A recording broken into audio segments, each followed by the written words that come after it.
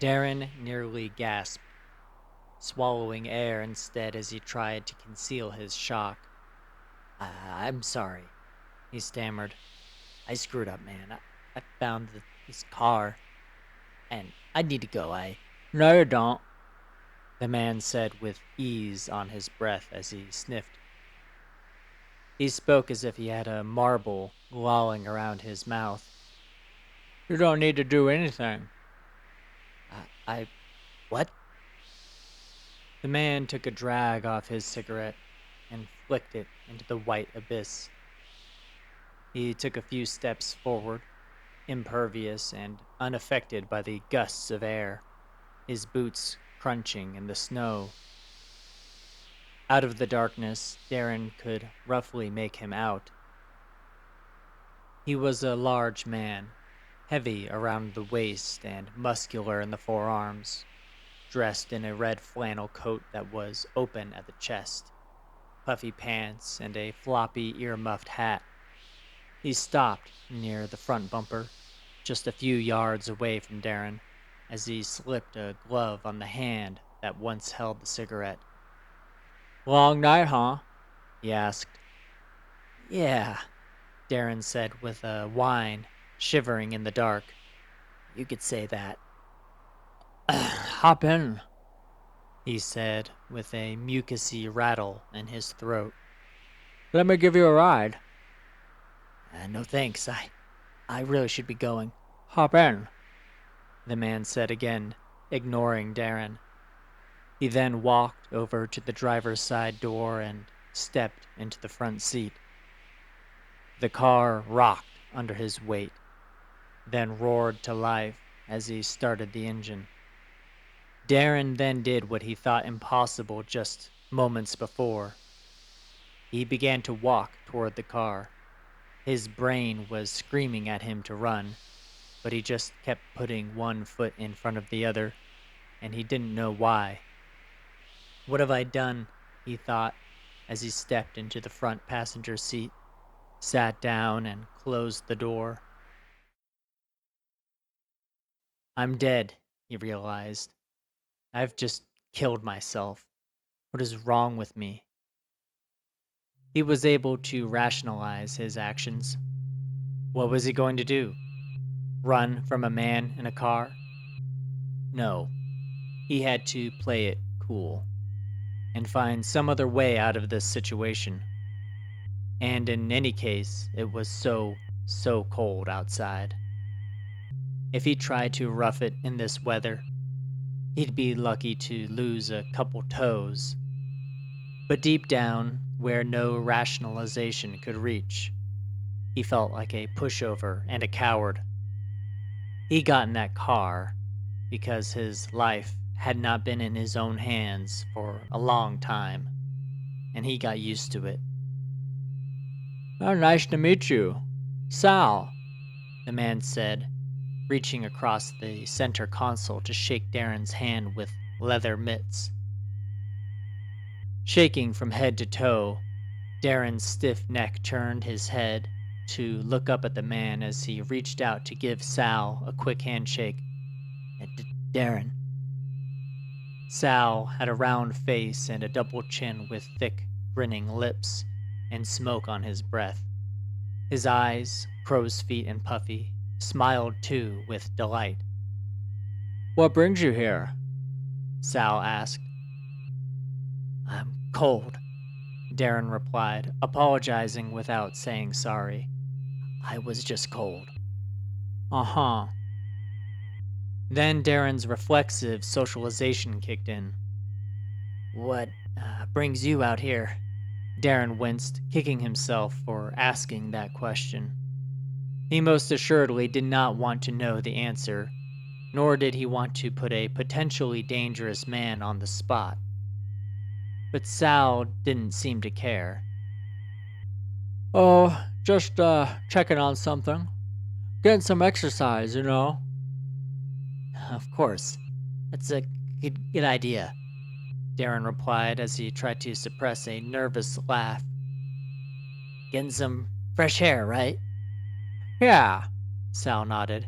You get it. Yeah. As they spoke, Sal noticed the unlit sterno can on the center console. He cleared his throat as he turned the heater on, then picked the can up. The whole massive body twisted in the tortured seat until Sal was facing all the refuse in the back. All the while the car rocked back and forth, and Darren shut his eyes tight and scrunched his face up, angry at himself for getting in a situation with a man who could tear his limbs off. Sal tisked as he eyed the back seats. Left or right? With a dead expression, Sal looked at Darren's nervous smile, then smiled back with his thick lips. Right. Then Sal tossed the sterno can in a refuse pile on the right, behind his own seat, then sat back down. What did that mean? Darren thought. Was that good? Was that a good sign? Was it good that his fuel can was now sharing the floor with fast food wrappers and a diamond ring? And it was Sal's conscious decision? What could that mean? All right, Sal said with a grunt. Well, let's get out of here. He hummed to himself as he pulled the car out of the space and began driving out of the parking lot. Hey man, Darren said, clutching his seat and white-knuckling the door handle. Where are we going? I know a place. Nice and warm. Sal then looked both ways, subtly checking on Darren in the process, before reaching under the steering wheel to flip the switch for the door locks. Buckle up. Darren felt cold, and not from the weather. His face went pale, feeling as if the whole world had suddenly dropped out beneath his feet. His gut was twisting, acting up like he was falling and never hitting the ground. He reached up to grab the seatbelt and pulled it down to the buckle. He almost snapped it in, as he had done a million times before. But that lifelong repetition made it obvious that something was different about the buckle. He felt a circular metal disc embedded in the plastic. Darren twisted the buckle until its side was facing up, and he made a quick glance that wouldn't draw any attention. For a brief second, a passing streetlight illuminated the cabin, and he couldn't believe what he saw. It was the flat face of a lock. It was sick. There was an actual lock that had been built into the seatbelt. Darren didn't even know that was possible, or how someone would go about making such a thing. Thinking fast, he pulled the seatbelt across his chest and waist, but didn't follow through all the way. He brought the latch partly into the buckle, but didn't snap it in. He just held it in place to give the appearance that the seatbelt had been secured, and hoped that Sal didn't notice the lack of sound from the buckle.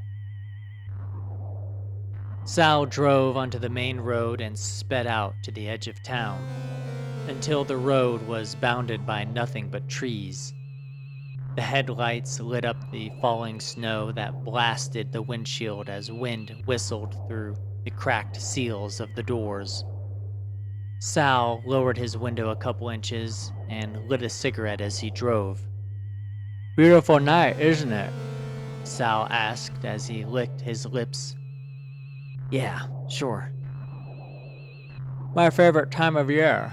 You? Sal asked as Darren shivered in his seat. What?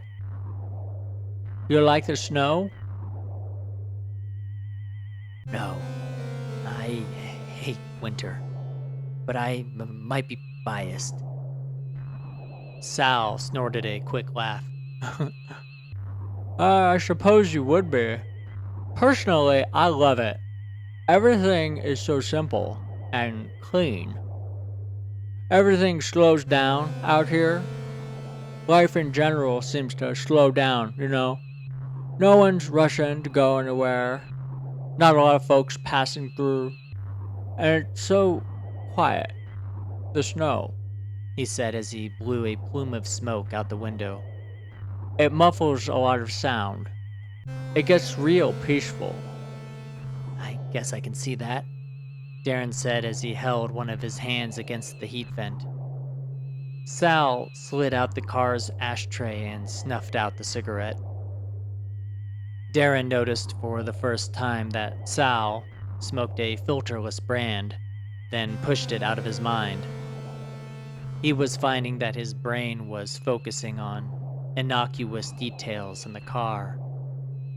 He wondered if he was trying to distract himself from the stressful situation he was in, or if he was just so alert that he was noticing everything, as if his brain was digging deep to pick up on anything that might be helpful. Periodically, he'd find that he was so aware of Sal in the car that he'd forget he was in danger. What do you like to eat in town? I mean, I'm guessing you don't get to try much these days. No, I do. I've tried a lot, actually. Stuff I normally wouldn't. Really? Once Darren warmed up before the car's heater, he began to think a little more clearly and speak like he wasn't fearing for his life. Yeah, people give me stuff sometimes.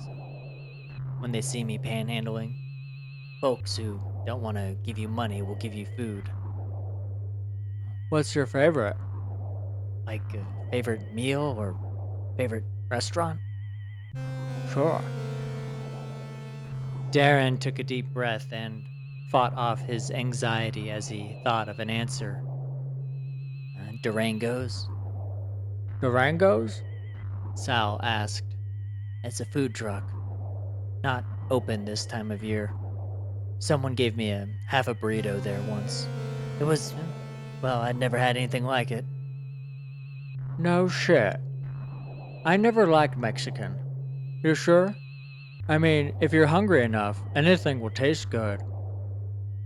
Darren didn't like the subtle dig at his poverty, but decided it was best to let it go and play nice. I'd try the food truck sometime. Around here, they're usually a lot better than the brick and mortar places. How about you? What do you like in town? I'm all about Vicky Wickies. I go there a few times a week, mostly for the coffee. Sal kept his eyes on the winding forested road as he spoke, but occasionally twisted his head to the right to look at Darren. It was dark, but the expression in his eyes never quite matched the smile on his face. I love their sweet spot. He chuckled. Gotta keep my weight down. Darren knew the place. Vicky Wickies was a donut shop run by two sisters who were Wiccans. The interior was appropriately themed. He remembered when a passerby handed him a black coffee from the shop once. He thought it was the worst cup he'd ever had. Sal went on to name a few more of his favorite eats. Gotta love Taco Guy, and Arctos Creamery, and, what's it called? Have you ever had Buffarama? The buffet place on 9th. No, actually I haven't. Mwah! Sal gave a chef's kiss. Good place to go if you're short on cash. Yeah, thanks. I don't know if I've ever had a burger and fries I didn't like, fast or slow. But Billy's is probably the best in town. They've got a burger with cheese inside the patty. Ooh boy, they'll get you with that one. Oh, you mean the filler burger? You've had it, Sal said, excited like a little boy. Yeah, a couple of times. It always hits the spot. Man, Sal said, shaking his head. I'd kill a guy for a filler right now. There it was. Darren had once again forgotten about how much danger he was in, and was just reminded. He let out a quiet, tight exhale as he stared straight ahead out of the front windshield, white-knuckling the seatbelt buckle that he did not dare let go of. Sal lit another cigarette and blew the smoke out of his nose. I can't believe I forgot about Szechuan Dons. Been eating there since I was a little kid. It's gone downhill a bit with the new owner, but it's decent. I'm there at least once a week. Say, that reminds me. Sal turned his head to Darren for an uncomfortably long time. Darren looked back. In the dark of the cabin, he could see Sal's eyes briefly darting toward the road, barely enough to see where he was going. Yeah, man, what is it? Want to hear a joke? Sure. Darren reflexively looked at the road and back to Sal. Can you watch the... What does Genghis Khan eat at a Mongolian barbecue? Darren looked out the windshield and back to Sal, who was relying on the rumble strips on the side of the road to stay in his lane. The car vibrated on and off as Sal sat there grinning, waiting for an answer. I don't know. You don't know what? I don't know what Genghis Khan eats at a Mongolian barbecue. Can you watch the... Chinese! Sal shouted. In the dark, his round face froze in the silent mask of an open-mouthed smile, shadows cast across his eyes and cheeks.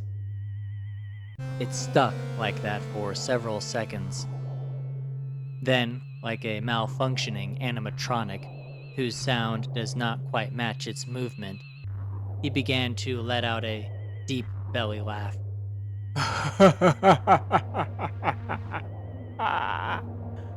Ooh, boy.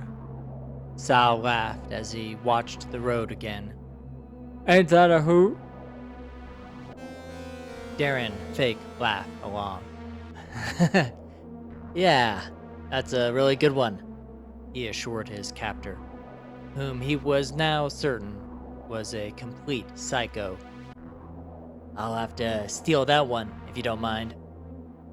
No, Sal replied in a curt tone. Excuse me? Darren said, sheepishly. No, that's my joke, alright? Oh, okay. Yeah, of course. I understand. My joke. I gotta tell it, alright? Yeah, no, I agree. It's all yours, Sal. The cabin fell completely silent as Sal sighed with relief. With his full attention on the gradual twists in the road, the car's motion smoothed out. Darren began to wonder again if he was going to make it out of the car. He thought about taking out his phone and texting someone, but he would have to do it one-handed, since his other hand was still on the seatbelt buckle. It would be a very slow and awkward gesture, and Sal would see it. He wondered if Sal was armed and thought that, yes, this guy was almost certainly armed. He wouldn't get very far if he tried to contact anyone. His thoughts raced as the lines in the road zipped past the car. Snow fell from the night and whipped across the windshield while Darren imagined his fate. When he closed his eyes, he kept seeing Sal, towering over him beneath the tree canopy. He stood with a hunting knife that shined by the brightness of parked headlights, a cigarette in his mouth, while snow fell down on Darren's cold brow. That's how this was going to end if he couldn't get out of this car, and he knew it.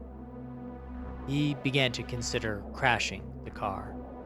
He could reach over and grab the steering wheel, maybe take the car into a ditch or a tree, maybe flip it. He knew it was insanely dangerous. though the thought of dying in a crash sounded like a viable alternative. There were only so many ways to die in a car crash, most of them swift. But there was no telling what Sal was going to do to him. On the other hand, even if he survived the crash, he'd be back in the elements. God knows how far from the nearest town. He hadn't seen any cars pass in the other lane in a long time. He wouldn't make it through the night, that's for sure. And of course, if he survived the crash, then Sal probably would too. Then he'd be in those woods with this maniac. The more he thought about it, the more he hated the idea of trying to commandeer the car. But unfortunately, it was increasingly looking like his only option. You do much hunting around here? Sal asked, breaking the long silence in Darren's frightened train of thought. Darren looked down at his clothes, searching for something about his appearance that would make someone believe that he was a hunter. He knew what he looked like, a homeless, couch-surfing dirtbag. Nothing about his person would lead someone to believe that he recreated in the outdoors. He looked exactly like someone who lived in the outdoors. No, man, I don't hunt. We could go hunting sometime. I don't know about that. We could go hunting right now. Darren could see Sal's fat lips grinning in his peripheral vision. What was this man's game, he wondered. Who was winning? What kind of nonsense question was that? And this, Darren said, gesturing to the dark, frigid woods. Are you mental? The words just slipped out of his mouth, and he desperately wanted to stuff them back in. He was afraid of what would happen if he even hinted at how he really felt about Sal.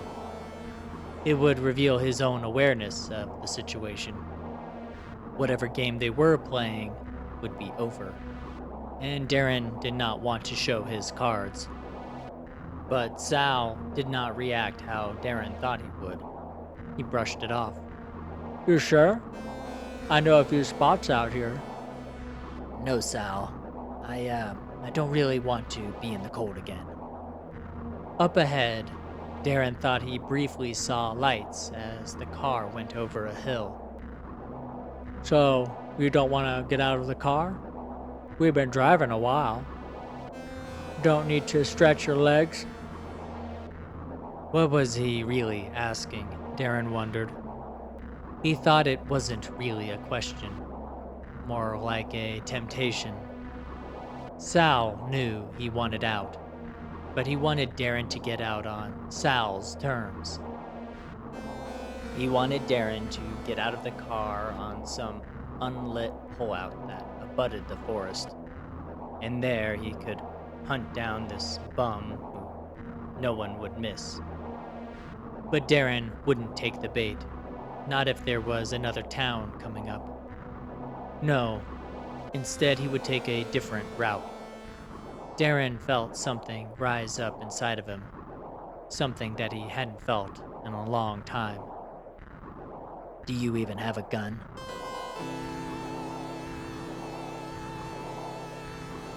Huh.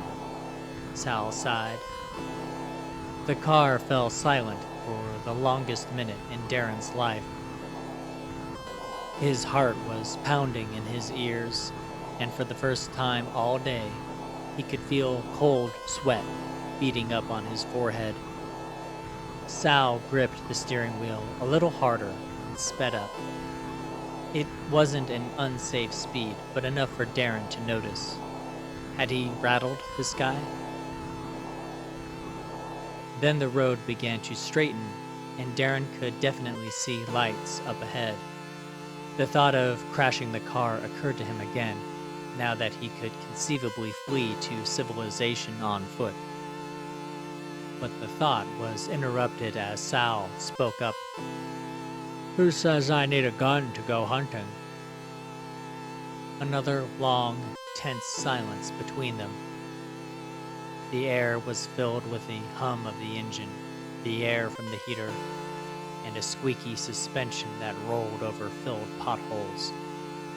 Well, Darren replied, you'll need a gun if you want to go hunting with me. Darren's eyes darted back and forth between the road ahead and the steering wheel. He was going to do it. He was really going to do it. He wasn't sure what he was looking for, though. Was there such a thing as an ideal spot to crash a car? He didn't know, but it didn't matter. With every second that passed, he felt like a decision was being made for him. Whatever one stoplight town was ahead, it could be his only chance to get out of the car without freezing to death, or being hunted down alone in the woods. Every second his eyes looked at the road, then the wheel, then back at the road, with the rhythm of a ticking clock, as each muscle in his body tightened for the impending impact. And then Darren flinched at a real ticking sound. Click, click, click, click. Sal had hit his turn signal, and it wasn't slowing down for some backwoods hunting ground. Sal gently turned the car into the parking lot of a roadside motel with a red neon vacancy sign. Here we are. Sal said cheerfully as the car stopped before the main office. Darren's eyes, now feeling very tired, twitched at the sight of a young woman behind a desk, staring at a computer screen. Sal flipped the switch beneath the steering wheel, and the doors unlocked.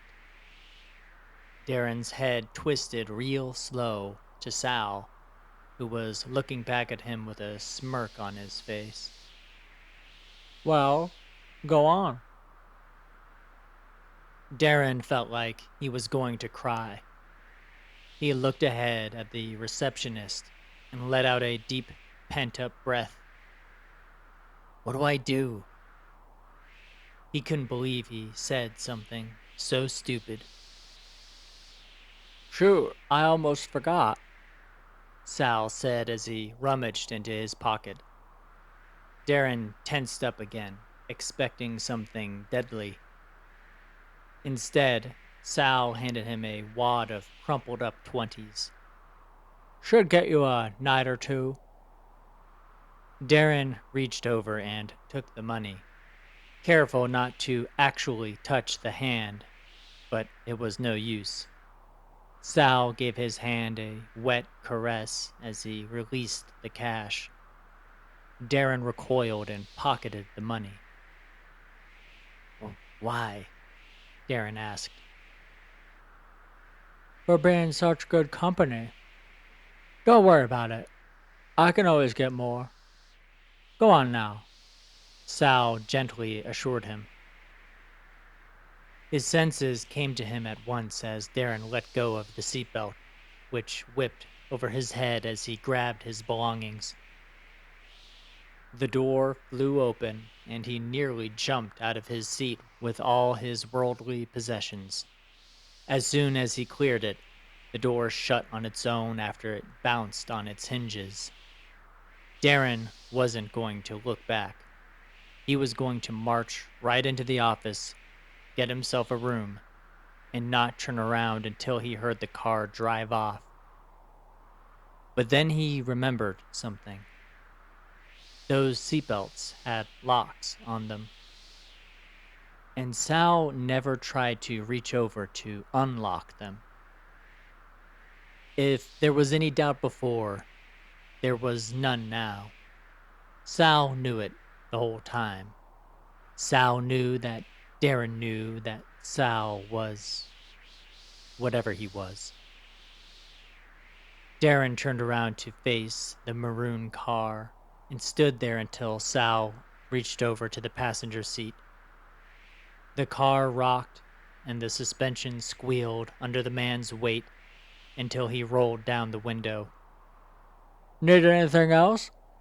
Sal asked. An answer? Darren shuddered. Sal grinned.